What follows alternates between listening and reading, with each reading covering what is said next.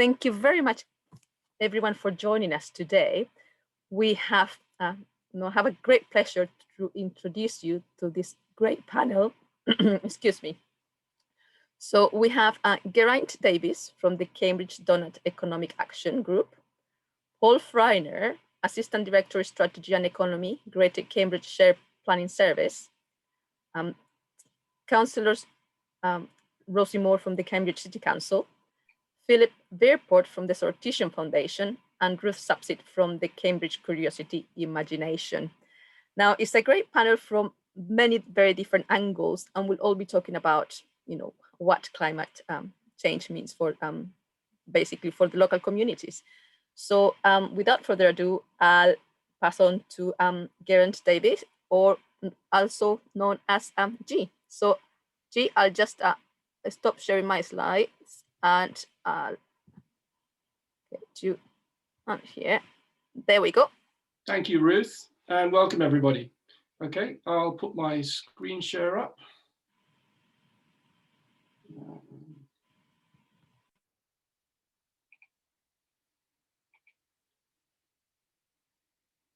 Okay. Oh, sorry. Wrong end of the slides. So climate change is clearly one of the biggest problems we face as a society. It's a global issue, and one that seems hard to influence personally or locally. Is it too big for me? Too big for Cambridge? What should we do? Trust that technology or regulations will fix it for us? Well, technology is helpful, but unfortunately, that's not nearly enough. Here's why. As a society, we're reducing our carbon emissions per unit of economic activity by around 0.6% a year, using technology and regulations. That's the good news. But the bad news is that we're increasing our economic activity by nearly 3% a year. And that gap, roughly 2% worse each year, adds up fast. At this rate, carbon emissions still double every 30 or 40 years. So the problem is running away from us faster than we're fixing it with technology or with regulation. And by the way, that 3% annual growth is no accident. It's the objective of our economic system and ultimately the driver of the housing and business growth in Cambridge. The 2% gap can only be closed by behavior change, and that starts at the level of every individual. Not just fewer plastic bags or more electric cars or better insulation. Unfortunately, that's already in the 0.6%. I'm talking about change which fundamentally influences how we consume, how we structure the relationships of power in our society, and how we structure the economy. Now, these may seem like huge topics, but there are ways to start them on these at a personal and local level. Kate Raworth's 2017 book, Doughnut Economics, lays out a big picture view of how to do this, and at the same time, how to tackle the other big challenges tearing society apart, social and economic inequality.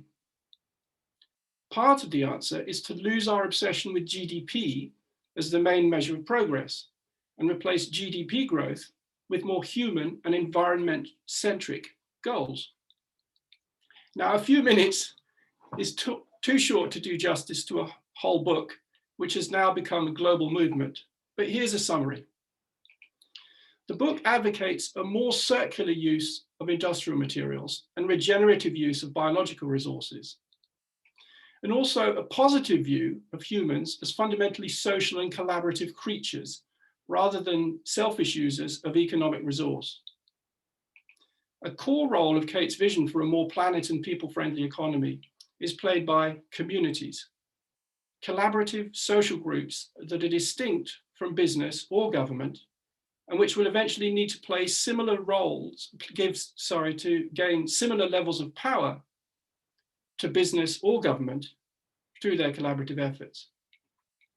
These communities can be at any scale, from local neighborhood mutual aid schemes or barter systems like CamDEAG to global communication, to global collaborations like Wikipedia. Doughnut economics also clearly reveals how problems are created by our current socioeconomic system by pointing out high-level interactions between economic, social, and behavioral systems.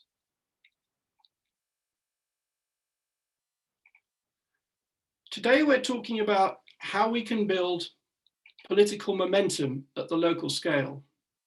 And the five of us in this panel approached this from very different perspectives. But when we were preparing for this session, we found that our common objective is to catalyze people and behaviors in communities in a grassroots, bottom-up way to build the social and political will for big picture national and global change.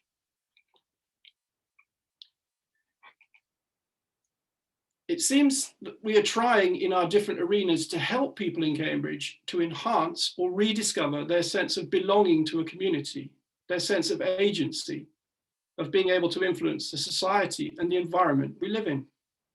In particular, my organization, CamDEAG, aims to grow the power of local communities by inspiring them and enabling them in the process of self-determination and of practical change in how we live and how we run our society, based on the Doughnut principles I summarized on the last slide.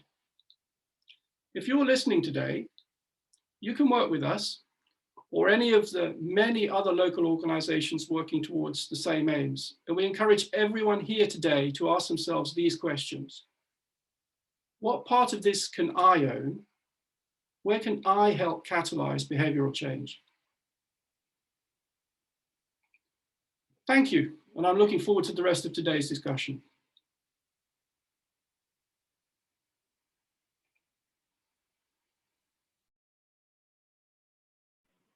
Thank you, G. Now, Paul, can you screen share, please? And well, okay.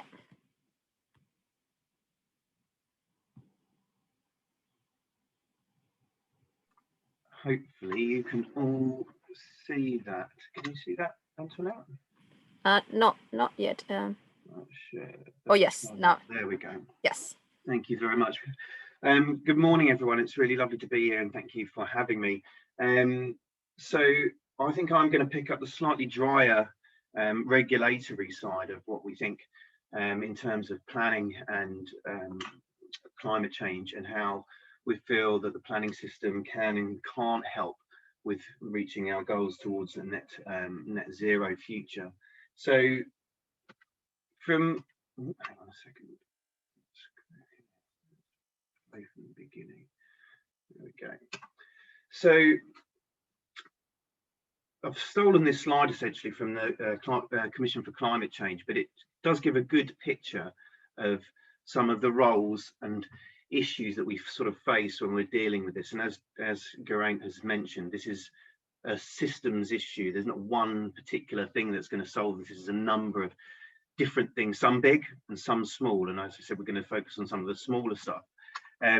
But they've identified a number of measures needed to get to a zero carbon future. So resource and energy efficiency are key, and the demand for energy across the economy.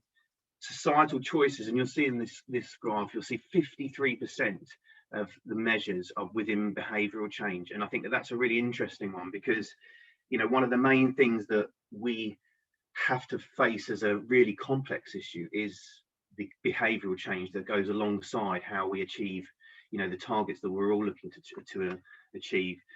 The other issues are around extensive electrification, especially of transport and heating, and expansion of renewable and other low carbon development issues, and the development of a kind of hydrogen economy as well. These are the four things that the Commission has identified alongside things like carbon capture and storage and bioenergy. So how do we look at that from a planning context? Now, local planning is often quite a blunt tool, and the regulatory framework is still quite a blunt tool for doing some of this stuff. In terms of Greater Cambridge, both the councils in Greater Cambridge have committed to reaching zero carbon by 2050, and they've declared climate emergencies.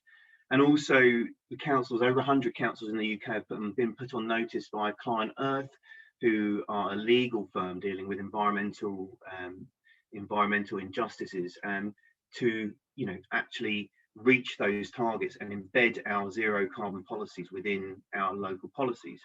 So as we go forward, I think that it's a real issue for us to be able to say, how do we do this? And one of the 4 themes that we've brought forward within the new local plan for Greater Cambridge is around climate change and how we balance those off, as also Geraint mentioned, with some of the other issues that are very prevalent across our environment in terms of both social inclusion and well-being, creating places for people to live, and obviously a key link to some of those zero carbon issues is obviously the biodiversity, green spaces and natural capital.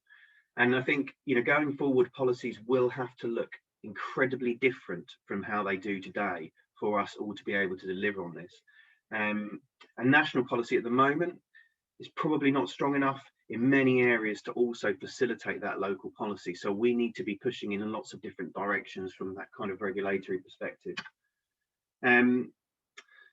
So one of the newest things in terms of, from our perspective in planning, is having this very comprehensive evidence base around the impact of planning on achieving net zero. And to do that, this is one of the newest evidence bases we've had to produce in planning departments. And I think actually we're probably only 1 or 2 of the authorities in the country right now who have got to develop such a comprehensive evidence base. And if you want to share where some of that detail is, I can share the website with you, where it's got a very detailed view of the current evidence that we're working on to inform those policies. So the local plan, as a bit of a whistle stop, it sets out a framework essentially for where we put the components that make up place for the next 15 years. So where we put schools, homes, jobs, infrastructure, whether that be digital, green, grey, blue.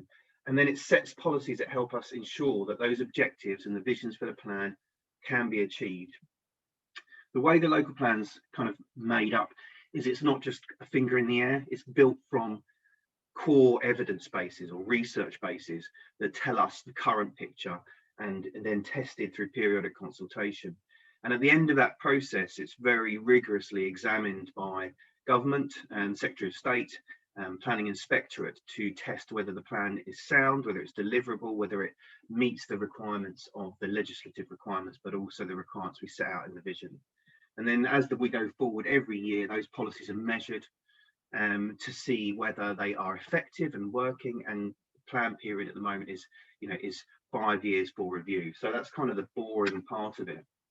How does that affect what we do with zero carbon? So some of the emerging evidence that we're looking at now, we're working with a consultant called Bioregional and Etude, who are developing our zero carbon evidence base. They are kind of national leaders in this area, and it's really setting out the role of planning in delivering that net zero carbon and identifying what those regulatory tools can do and what they can't do. And then once we've got those baselines, we can understand how we can put a framework that helps facilitate that. And it's also looking at an assessment of the carbon implications of where we focus development, identifying reduction targets and associated policy that help us fulfill those ambitions, and thinking about issues beyond green energy or green building use. Probably people have heard the terms passive house. We're talking about zero carbon buildings. One of the interesting things is that actually a lot of the problems with buildings at the moment are the problems that exist right now. They're the historic retrofitting of buildings and energy use within what already exists. And considering the possible role of carbon offsetting, if any, and the role of planning in helping to support the infrastructure we need to support that transition. And so that will be the electrification of the power grid. Obviously, I mentioned the regulatory framework and national policy.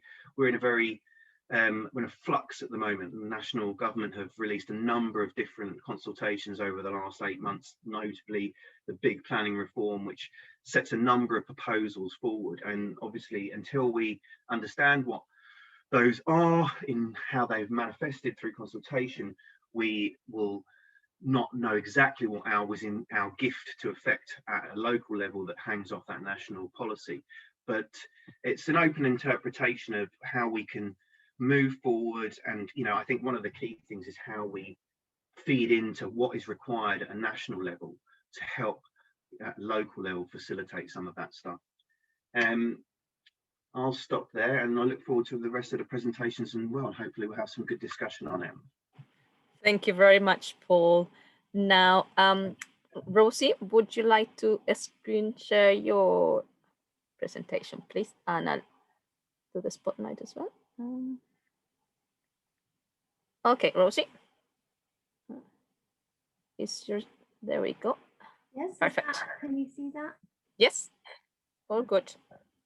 Lovely, thank you. Well, hello, I'm Councillor Rosy Moore, and I'm the Executive Councillor at Cambridge City Council for Climate Change, Environment and the City Centre. Yeah. So we have just on Thursday, so only 2 days ago, updated our new climate change strategy. So it runs from 2021 to 2026. Our climate change strategy is slightly different to our other strategies. It's a real working document. So we report on it every year. And it's not that we've set our strategy now and we won't be improving it or adding to it between now and 2026. We're constantly doing that. And in fact, we've already got things that we're working on that we hope to be able to report back to committee in October. So we have a number of targets and aspirations. We have a target for the City Council to be net zero carbon by 2030. So that's in our operations and our running of our services. And then we have an aspiration for Cambridge City as a whole to also be net zero carbon by 2030. So in our previous strategy, we had a target of the council to reduce its emissions by 15% by this year, and to have we had an aspiration that we would overachieve and reduce our emissions by 20%. But actually, we have been doing better than that. So although I can't guarantee, because we still don't know 100% how the council or the city will be zero carbon by 2030, just because we've set that, it doesn't mean we're not aiming for sooner and as earlier as we can, because of course, that's what we need to be doing, to be reducing our emissions as much as possible, as quickly as possible. So up to now, we've declared a climate emergency along with over 100 other councils. We also declared a separate biodiversity emergency. We've reduced the council's own emissions by 28.9% over the past 6 years. We've got a climate leaders group, which meets regularly in the city to discuss issues that groups, organisations and businesses around the city may be facing, and also to share ideas and to prompt each other. And I would say that this has really changed over the last few years and is picking up its pace. We've also recently set up the Climate Change Forum, which is for environmental groups in the city to meet separately from the climate leaders group, because we realised we needed 2 separate groups. Plus, we have been campaigning for, and then once it was set up, it's reported to the Cambridgeshire and Peterborough, I just couldn't fit it on the slide, Climate Commission. So there were a number of calls and for Cambridge to have a climate commission, but we felt that it would be much more effective to be on this broader geography. And we look forward to working with them and to working on and supporting other councils and working with other councils to push all of us to improve and reduce emissions across the area. So in this climate change strategy, we have 6 key areas. So that is reducing emissions from city council buildings, land, vehicles and services.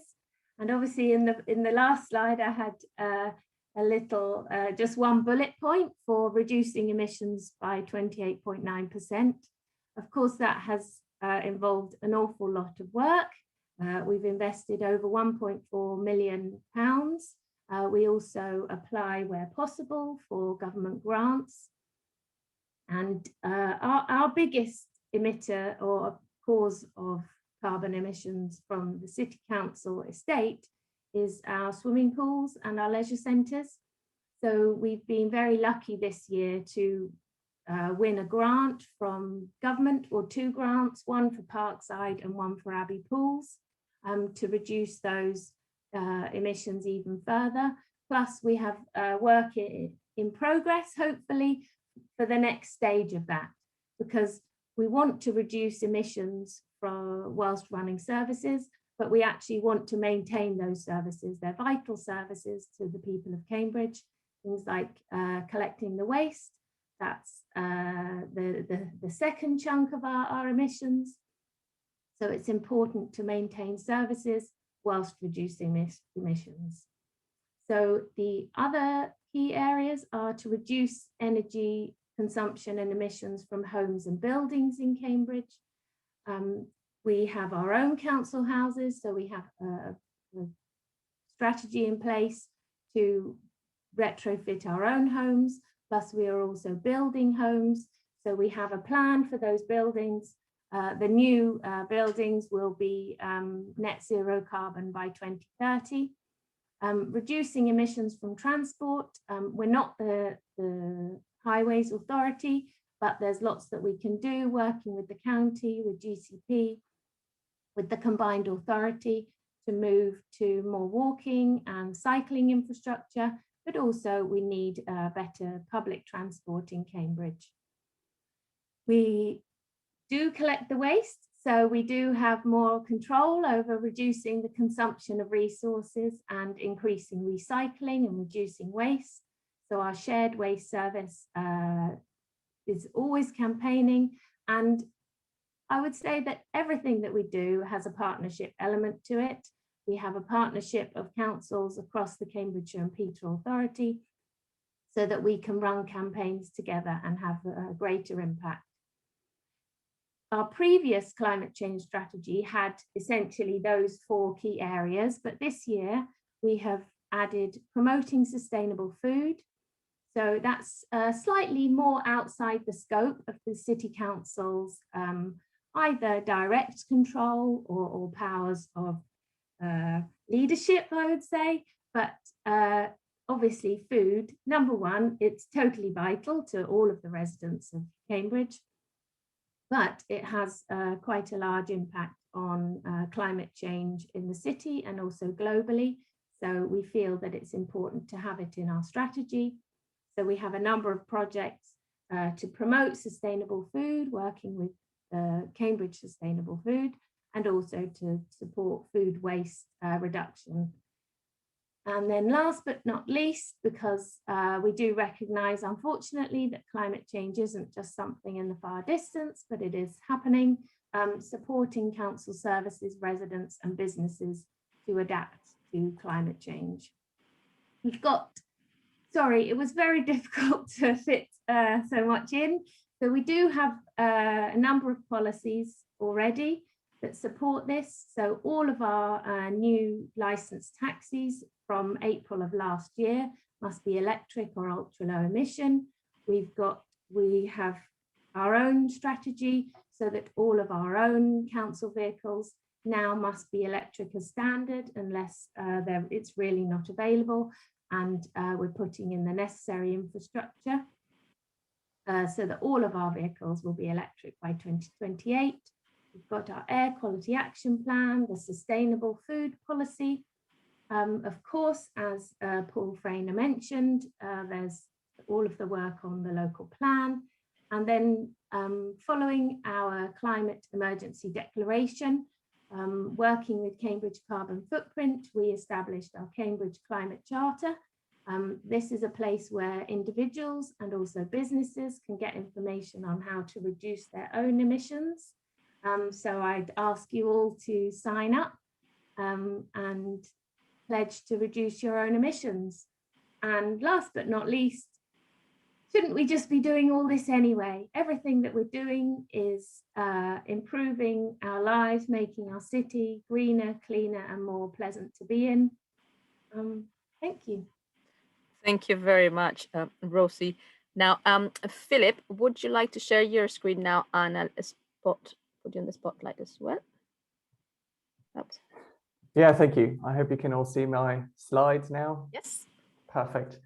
Well, welcome and thanks so much to all of you for being here today. I'm Philipp Veerport. I'm one of the co-directors of the Sortition Foundation. We are actually Cambridge-based non-profit or not-for-profit organization. And we have become one of the largest delivery bodies of citizens' assemblies across the UK. But I'm going to tell a little bit more about that in a moment. So why I'm talking to you today is because I want to talk a little bit about building trust and creating support, public support for the big changes we need in order to transform Cambridge. And I'm going to argue, and of course there's many answers to that question, but I'm now going to argue actually that one way of doing so is by involving people in decision making for a number of ways, but especially through so-called citizens' assemblies, or deliberative mini-publics is the kind of more technical term.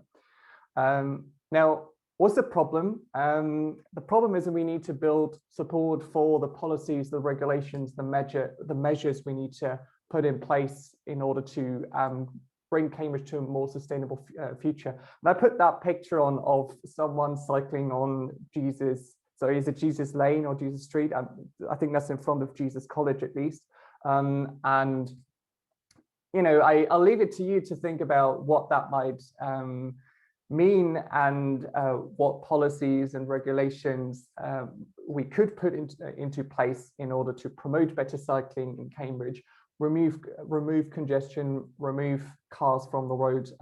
But I think it's quite clear that it won't happen by itself, and we probably need to put strong measures into place. And that's just not true for only transport, although it is, of course, one of the biggest challenges in Cambridge.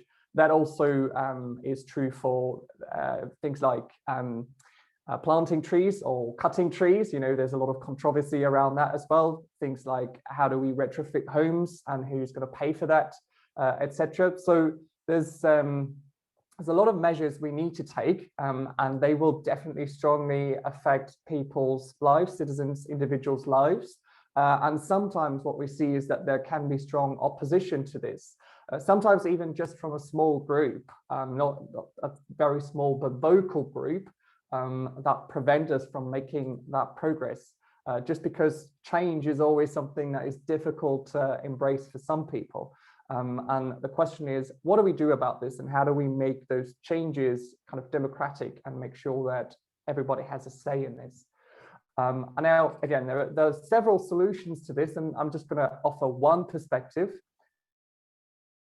Citizens' Assembly. Now, some of you may have heard about that term before. It's becoming more and more popular these days. I'm going to just quickly explain what it is. So the Citizens' Assembly is just a randomly selected group of people, so just people from the population, from people living in Cambridge who've been selected randomly, so through something called a civic lottery. They will meet up over several weekends and spend lots of hours together to discuss a policy issue and to listen to advice provided by experts in the respective fields, and ask questions, interrogate experts and scientists, etc., to then in the end come up with policy recommendations themselves. Now that is just the rough description. It's always easier to explain things with a couple of pictures. So on the top left, we see how, you know, kind of diverse and really random this group of people is. This is just a group of citizens who took part in one of the citizens' assemblies we ran in the UK in the past. On the top right, you see, you know, people deliberating. So they look at different options, they weigh up different options, they look at the pros and cons of different solutions, they discuss with each other, they listen to each other, and they consider evidence for different policy options. And on the bottom, you'll see they also get advice from key experts in the respective fields. So there's presentations and speakers presenting evidence around different options. And these are, to my mind, the three key elements of these processes. So there's one, the sortition, which you will have noticed is in the name of our organization. That's the kind of random selection part, the civic lottery or democratic lottery part of it. There's the deliberation, so that's the careful weighing up of options in a respectful environment, promoting evidence-based decision making. And then there's the balanced information, so there's people from outside coming in to provide information. Now, is that something completely new? No, it isn't. It has in fact been practiced in Cambridge. So there was the so-called Greater Cambridge Citizens Assembly, which was around the question of how do we reduce congestion, improve air quality, and provide better public transport for Greater Cambridge, which happened in October 2019. And I'm showing you one picture here, so you get an idea for this.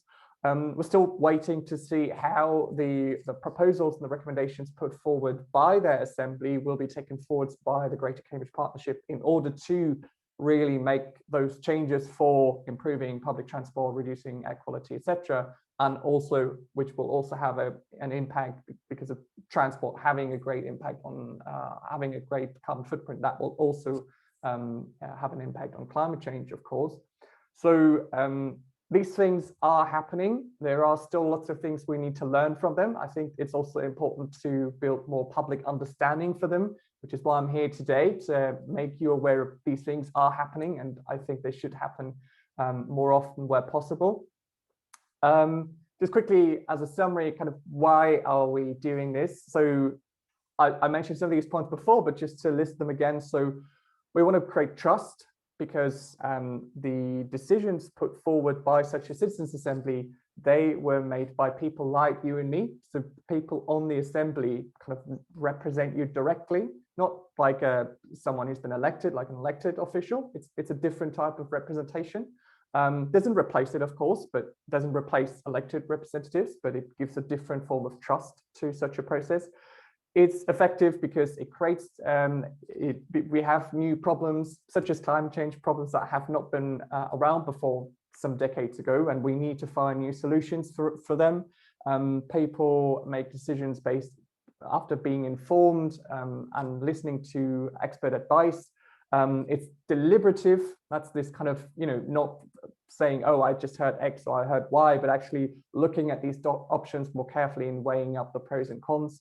And transparency is a key point of it. So you can in fact watch all the evidence presented to the Greater Cambridge Citizens Assembly on YouTube. So you can see what the experts advise that the public and the citizens on the Citizens Assembly should do. And generally, transparency is a key theme in those processes.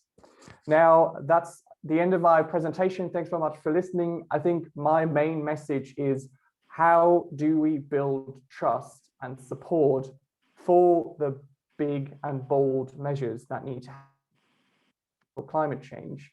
And does the current structure of elected politicians making decisions and experts giving advice to these just to the politicians or to the councillors or whoever, is that really sufficient as a model to affect the change that we need?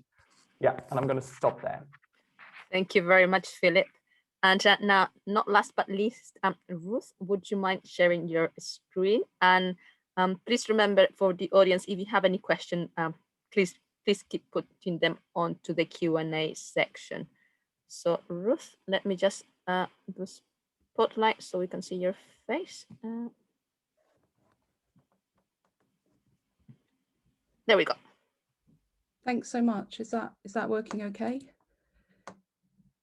Yes. Yeah, great. So thanks. That was really fascinating. Thanks, Philipp. I'm actually going to kind of really zoom in now to focus on the really hyper local work of the charity that I'm speaking as part of, Cambridge Curiosity and Imagination. We're an arts and wellbeing charity. I was part of founding it over 15 years ago. And I'm going to be talking about the work that we're doing with really young children, their families and their communities. So we started to meet as a group of artists, educators, researchers and colleagues working in the cultural sector with a shared passion for how access to arts and culture can transform lives. And what we saw is the continual erosion of the important freedoms in all our lives, but particularly for our children. And that's not just physical, though these are really concerning, but also mental freedoms. to think and imagine and ask questions for themselves. We kept circling back to how opportunities for play and joy and fun and friendship were being dried out of their lives. Not just their lives, but all our lives. In education, of course, as their days got ever more rigid and packed and rushed, but also at home, with more and more screen time becoming such a dominant feature. We talked about how if imagination and curiosity are like the muscles we need to be strengthening to help us be creative, then why do we seem so intent on allowing them to atrophy? Why are we not caring for them better? I'm sure you would agree that what felt critical back in 2002 has got ever more acute. We originally thought we'd be a centre for curiosity and imagination, but rapidly realised the strength of the work is how it can happen anywhere if facilitated well. Here, for example, is work happening in the playground of a school in St Neots and also the Avenue of Beech Trees in Wandlebury, which is actually how I met Antoinette and came to be involved in this talk. And over the years, we've worked together in all sorts of spaces and with all ages. Of course, schools and libraries and galleries and museums, but also hospitals and even in recycling centres. And increasingly, we work in the outdoors, focusing in this idea of nature connectedness. We're driven by a vision of an inclusive and creative society and have these principles of practice that we thread through everything we do.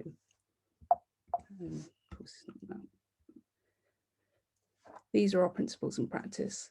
Children and young people are at the heart of the process where possible. They're change makers in this process. Their ideas and questions lead the way with how we seek to develop projects and questions. Artists too are at the heart of the work, but a particular sort of artist, one who's skilled at sharing creative practices, at enabling the ways of noticing and questioning and reflecting and making that helps everyone discover and express their own ideas. A few other key words to pick up in these principles that I think are important to this discussion. That sense of inviting. This is not learning by being told or even asked to swallow bits of knowledge, but learning by exploring and moving and imagining as an individual and collectively. This is how we want to be supporting change. Ideas of generosity with time, with space and with our attention. You'll see the word slowliness there too, which we use to embrace this sense of a thoughtfulness of not just pace, but also depth. It's about creating space for really being able to tune into your companions and your community. A commitment to co-production and co-creation is threaded through everything we do. Then there's this idea of reimagining the familiar with powerful imaginations and fantastical possibilities. The climate emergency has been talked about as a failure of the imagination. And certainly Rob Hopkinson's recent book, From What Is to What If, is a powerful unpacking of what's happened to imagination in every aspect of our lives. At his talk last week for Transition, he quoted Rilke, "The future must enter into you long before it happens." This resonates really powerfully with what we see happen when we work with children and their communities. They become open to another way of seeing the world on their doorstep and alert to a sense of possibility and transformation. This is one of the fantastical maps that's been made by illustrator Elena Araval and Melville that we've been working with. It draws together ideas and ways of seeing and being children notice during a project. They're richly layered and combine beautifully the sense of the real and the imaginary. You're looking at a version of the Loves Farm estate on the edge of St Neots, an area we were funded to work in by the County Council and the Arts Council in recognition of their lack of opportunities and particular challenges. You can use it to navigate the area, but also to dive deep into their imaginative worlds. Zach told us when we were working with him, a 7-year-old, "I notice every other little detail in life now." Ruby said, "It's made me feel more adventurous." And Yestin said, "I feel different on my inside because of different experiences with nature." As a strong campaigning activism dimension to our work, we've recently written about ideas of creative activism with colleagues from Bath Spa University and Goldsmiths. In 2018, we got involved with this book.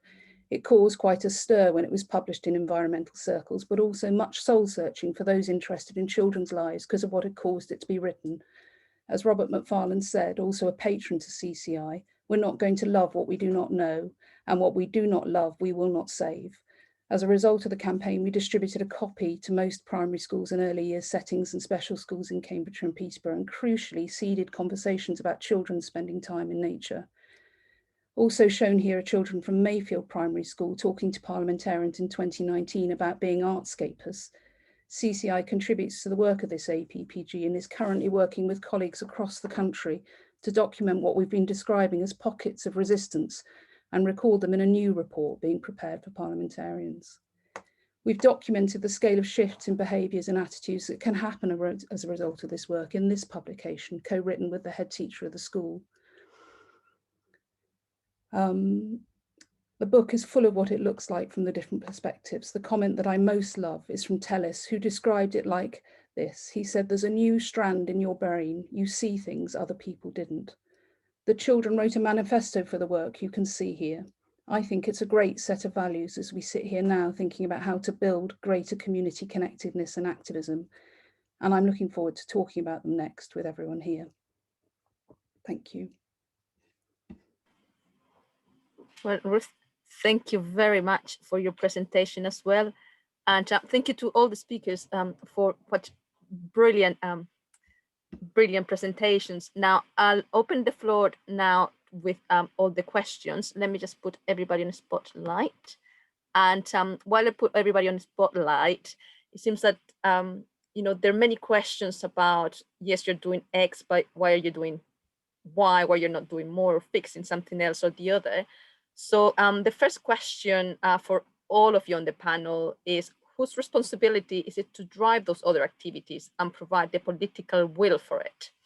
So I'm just gonna get here, sort out the spotlights for everybody. Just 1 second. And is everybody on screen now? I think, yes, everybody's there. So should we start with, well, let's see, G, you're head in your head, so I will start with you then. And you can unmute yourself there. Sorry, I always get to go first. I think it's our responsibility. I think it's the responsibility of every one of us. I think it was Garth in one of his questions said, isn't consumption the problem? It's consumption and the economic system which we're all supporting. So it's not fair for us to say, please can you stop growth in the city, but keep growing our economy. So we have to provide the political will to say we want to do things a different way at the big picture level.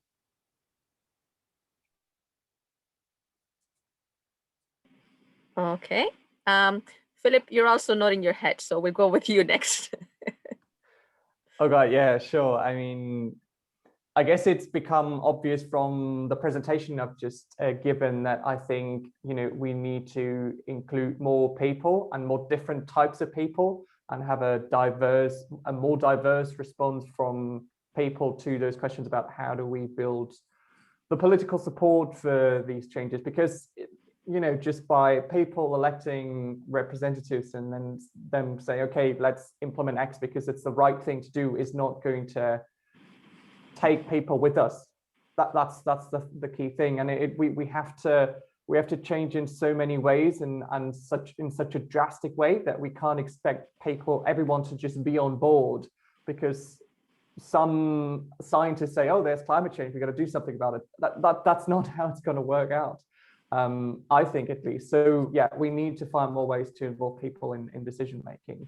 And what I've presented is one way, but it's certainly not the only way, is my thinking. Great. Now, Paul, yes? You're mute.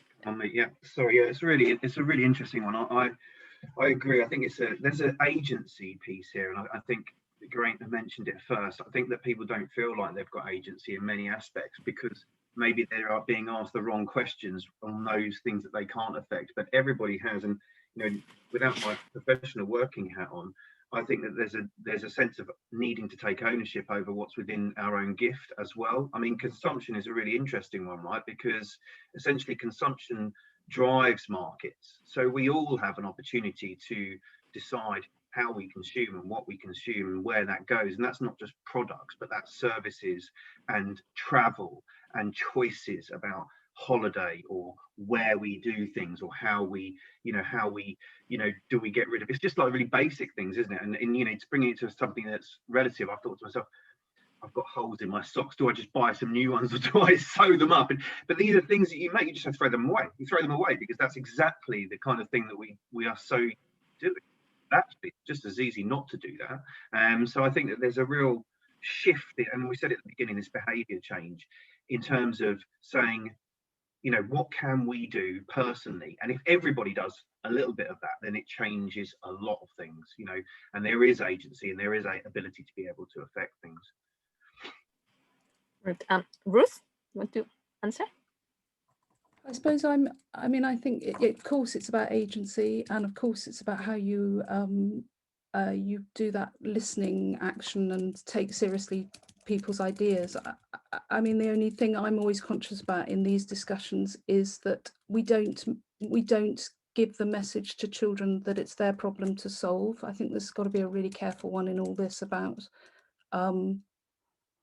that giving them agency to feel powerful is really, really important, but not overwhelming them. I mean, I am working quite extensively with mental health charities in the region at the moment, and the mental health issues are really significant, and there's so much loneliness and disconnection that I think we need to focus there on that, rather than overwhelm them with trying to solve the problems of the planet as well. And Rosy? Thank you. So I think that we can't really do this without collaboration and cooperation. You know, it really can't be something that is just done to people, not only because, as we saw in one of the earlier slides, that it requires behavior change, but actually, unless you take people with us, then those politicians that will put in place the necessary legislation changes and funding and to push this agenda, they just simply won't get elected, as I feel we have seen in the last general election. So I feel I loved Ruth's presentation. Obviously, all of the presentations were good, but I agree wholeheartedly. And of course, we need to not push this onto children, but actually education is at the heart of it, not just for children, but how many adults would benefit from spending more time outside in the woods and enjoying the bird song and noticing nature. It's a huge deficit in our society. And I agree with Paul that it's that sense of agency. I think climate change can feel far too big. And so it's important that people can feel that there are changes that can be made, and that if they make a change, it will make a difference. And obviously, if we do all make changes, it will add up to a difference. And lastly, that will push government also to make those necessary changes, because we can't all do it as individuals either. Excellent. Thank you. Now, another question that is keeps seeping through is in relation. So how can we remedy the environmental damage? You know, one point is like, yes, let's all get together, but at the same time, how can we do it? You know, do we go through citizens' assembly? Do we get all together and enable more conversations? Do we educate? You know, do we start with the children? There's no perfect solution, because, you know, the problem is just too big. But in a sort of a sentence of two, just keeping aware of the time, how, you know, what would be a way forward in relation to this? So Paul, would you like to go first?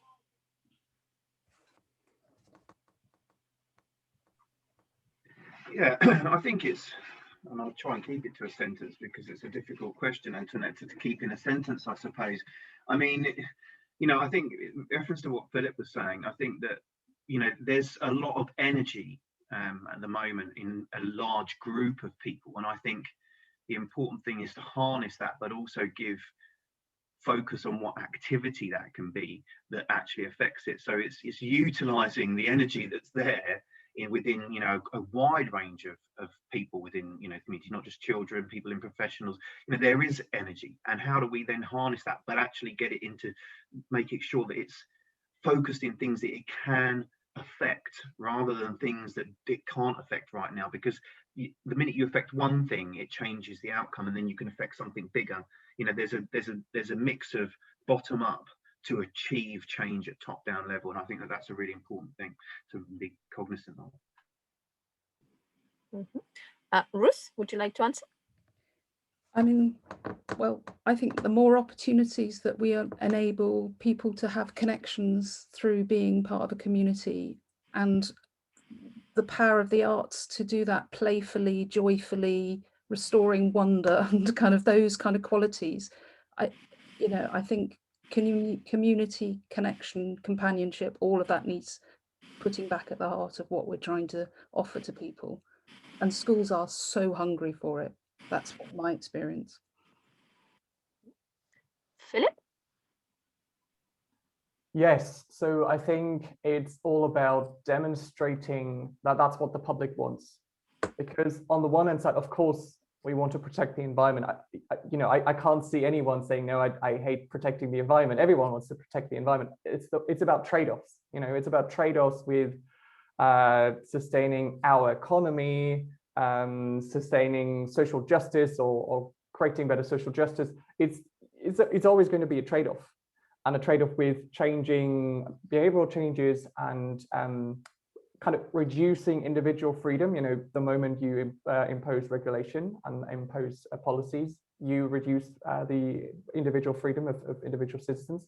And it's always going to be that trade-off. And we need to demonstrate that there's such a political will and such a support and there's consensus around this across the wider public, that we're then going to be able to implement certain policies and regulations based on that consensus. Rosy? Thank you. So this is something we've thought about and considered a lot. Obviously, as was mentioned, there was the Citizens Assembly for the GCP, which I'm not sure how much has been put into practice.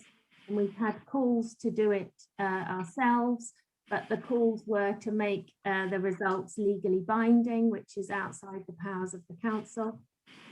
I think that it's something that we should be moving towards, but I think that being very clear on what the Citizens Assembly is considering and who has responsibility to put that into practice, and whether those people with that responsibility support listening to the Citizens Assembly. Because if we just have one on climate change in Cambridge, the City Council might sign up, but we might not be able to sort of make any of it happen. So, and then I think that people feel even worse that there's been this Citizens Assembly and nothing's changed.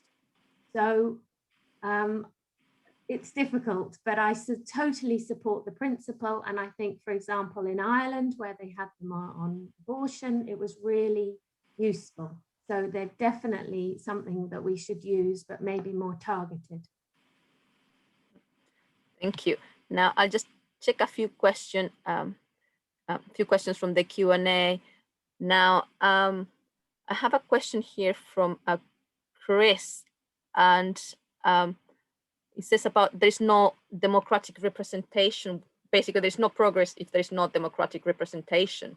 So do you think, I'm just gonna start with that question, but do you think that education is just not enough? Perhaps we need to encourage more civic participation from a younger age in order to enable and vote for different policies that will bring us forward. Do you think there's a lack of that when it comes to policies in relation to climate change, for example? Should we start something? Like, is it something that is needed? So Ruth, I'll start with you. I mean, I think the more that children experience democratic kind of, they have those experiences in school, the better. And some schools are brilliant at, democratic assemblies. Some schools start their day with parliamentary kind of gatherings to discuss what their day might be. Not in this country, I have to say, but, there are models of really democratic kind of involvement for children that are amazing. So I think schools have a really important part to play, but they're not, they can't be the only part of it. Thank you. Now, G, apologies, I did not ask you the last question, just went past. So if you want to mix the two questions, the last one and this one, that would be great. All right, I'll go for the last one if you don't mind. Yep. So I think the answer to change has both a bottom-up component and a top-down component. And I'll summarize it as follows. The bottom-up component is about behavior change and communities. It's about taking agency ourselves. And the top-down component is about recognizing that it's not just about solving the individual issues. There's a system-level change which needs to take place about how the economy is run and what is the purpose of the economy. And until we fix that top level one, all of the individual issues will keep getting worse. That'll be my summary. Paul, would you like to answer the last question? Yeah, thanks. It's a really, really good question and point, I think, there. I mean, yeah, I think we all know the issues that we currently are facing, but I think that there's so much work to do. I mean, I think, you know, representation in terms of, we do have a democratic system, but unfortunately, you know, a very few people feel like they are empowered within that system and therefore do not get involved with that. And the other point is that actually a lot of the time we're asking people questions that they don't understand why it's important to them.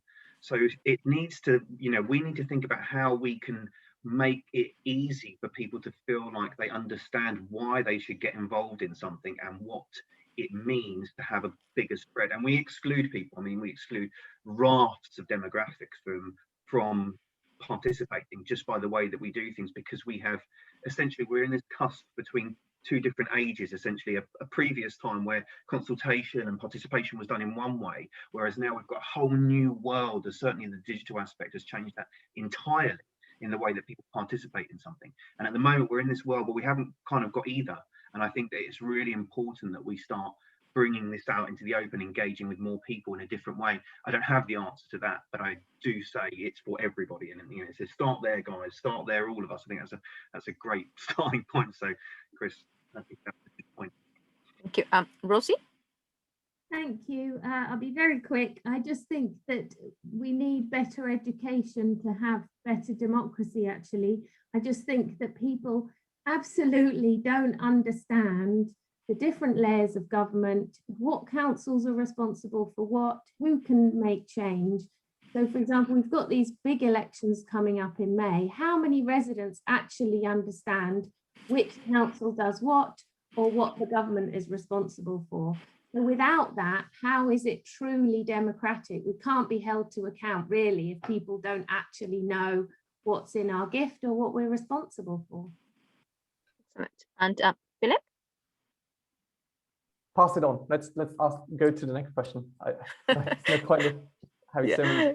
Yeah. Now we don't have much time for the last question, and it comes. I need to go back again from Jane DT here. Is in response to the answer to the agencies. The issue about agency.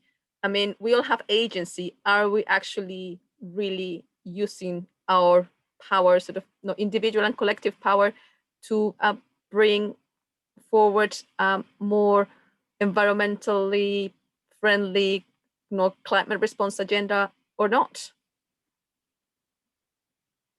You want to go with that one, Philipp, or? Just passed a much easier question now, getting a much harder one. Good idea. If anyone else wants to jump in on that, feel free. No, we only have a couple of questions. So, if, sorry, a couple of minutes. So, if anybody wants to go for that question, please unmute yourself. Okay, Paul. Yeah, I can make a stab at it. I mean, I think, you know, there is a question of how we galvanise agency and make a clear direction of travel. But I do think, you know, from a purely regulatory perspective, regulation is a very blunt instrument and it's also not particularly agile in its current context. So actually, in the way that we're working at the moment, there isn't kind of answer that actually, you know, there is guidance in it. I think we all know what it is that we can do in certain aspects. We don't know how they contribute to the bigger picture, but we have to start just doing it. And then, you know, it's almost suck it and see in some aspects. But, you know, the frameworks, you know, we are bound within a number of things where regulatory is butted right up against, as Geraint said, the current economic system. And that's not just a UK economic system, it's a global economic system. Yeah, so essentially you've got markets versus regulation, and you know that is a very difficult balance. So I think that there is a need for framework, but there is also a need to just start and try and, you know, I think there's an opportunity to influence frameworks and how they go, what the future they have at this particular time, because I do think we're in a period of, you know, quite. Well, now somebody on the chat mentioned time. I think I believe it was Nicola, and she said that the hard thing is just about engagement is time, and you know, no one is expert on much, in the things sometimes that we would like, but at the same time, we need representatives. So I think it is all ties up together to, we go through democracy, you go through education, civic education, and when we empower children, we empower youngsters, we empower our community. So I think that's what we need to work towards, is empowering communities, keep empowering them. So I know that debate, it could be going on for a very long time. It's a very interesting panel. It does produce very interesting conversations. So hopefully we'll be able to have more debates and conversations like this. This is the first one, so I think it does work. And yeah, I'll just share my screen for the last slide that I have here. Just 1 second before everybody goes. And just to answer to your question, it will be available on our YouTube channel. And there are more events as well taking place at the moment as part of the Cambridge Festival. And if, just keep in touch, social media, we're in many channels. And if you want to know as well what else is taking place within the Net Zero community in different areas, just sign up to our newsletter. So thank you very much, everybody, for joining us today. It has been wonderful. And it's a beautiful, the weather is actually quite nice today here in Cambridge. So enjoy it.